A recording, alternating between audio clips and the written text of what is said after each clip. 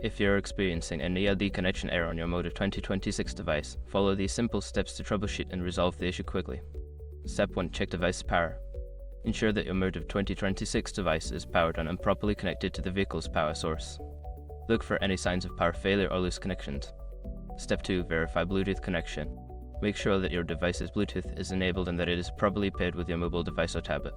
You may need to disconnect and reconnect the Bluetooth connection. Step 3. Restart the device. Power cycle the Motive 2026 by turning it off and then back on. This can help reset any temporary glitches that may be causing the connection error. Step 4. Update firmware. Check for any available firmware updates for your Motive 2026 device. Keeping the firmware up to date can resolve compatibility issues and improve overall performance. Step 5. Contact support.